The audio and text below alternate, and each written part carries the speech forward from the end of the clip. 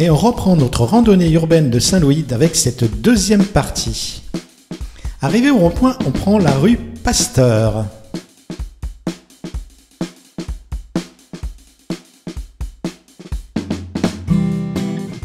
Si on reste toute la journée à Saint-Louis, ne pas hésiter à visiter le musée du Madoui, que j'avais déjà présenté dans une autre vidéo. On prend à droite la rue Bory-Saint-Vincent en aller-retour pour aller voir l'aqueduc de la ravine du Gol. Il a été construit en 1835 pour servir d'irrigation à la sucrerie du Gol afin d'alimenter les machines à vapeur.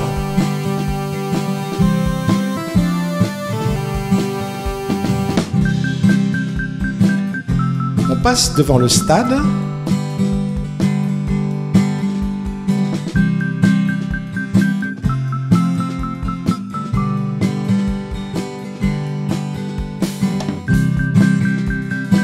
Et on prend à gauche la rue de Paris.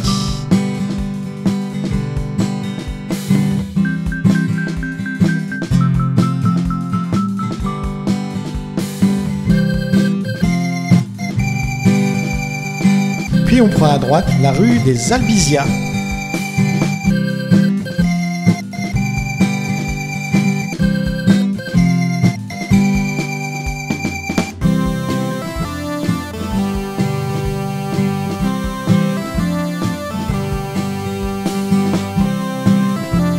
On arrive à l'église de Notre-Dame du Cénacle.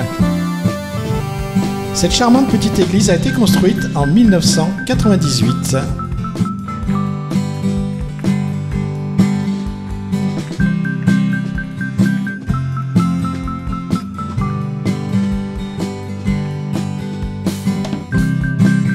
À l'intérieur, il y a deux magnifiques vitraux.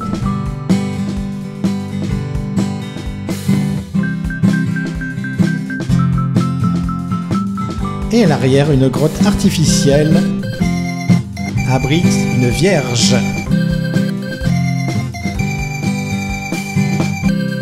Demi-tour et on descend la rue Pierre-Mendès-France pour se rendre au temple Padialé. C'est le plus vieux temple hindou de l'île et le seul temple classé monument historique. Il a été construit vers 1905-1910 et est consacré à Vishnu sous le nom de Govida. À côté se trouve la Maison de l'Inde qui abrite la culture et le culte tamoul.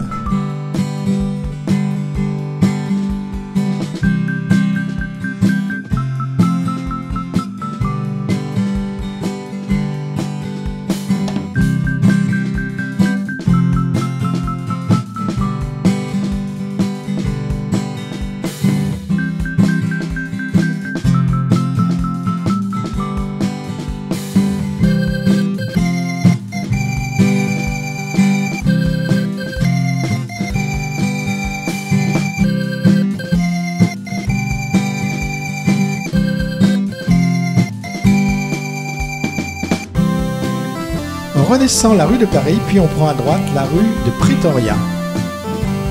On redescend la rue Pasteur.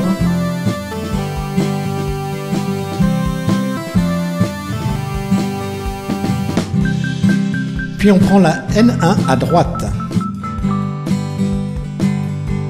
En face, l'usine sucrière du Gol que l'on peut visiter.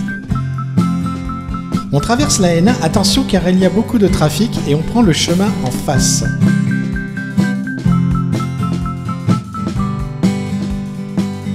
Et nous voilà arrivés au cimetière du Père Lafosse.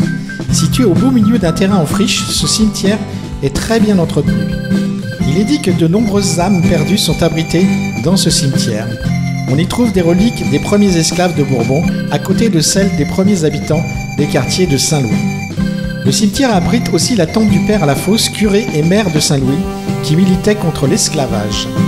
Le 20 décembre, lors de la commémoration de la date anniversaire de l'esclavage, les Réunionnais se rendent dans le cimetière des âmes perdues pour rendre hommage aussi bien aux esclaves qu'à leurs protecteurs.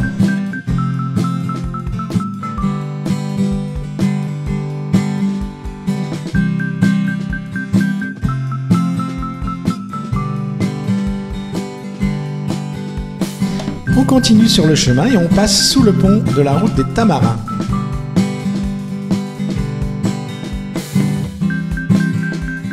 et on arrive dans la zone artisanale de Bel-Air.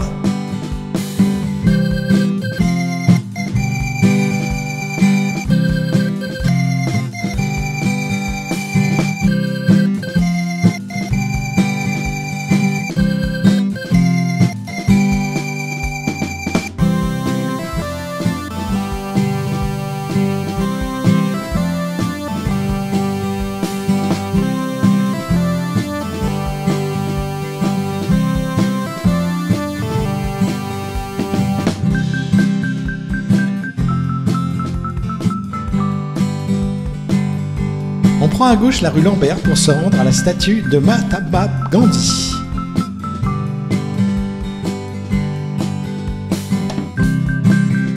On prend l'avenue des Maldives à droite.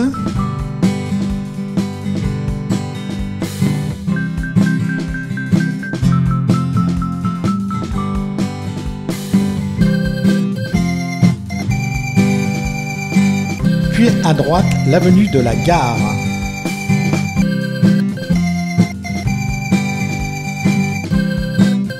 On passe devant la stèle en mémoire des martyrs de l'esclavage.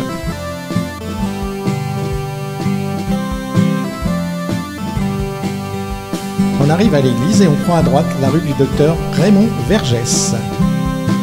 On passe devant la maison Aubry, dite du docteur Édouard, qui date de 1847, et devant le parc. On prend à gauche la rue François de Mailly.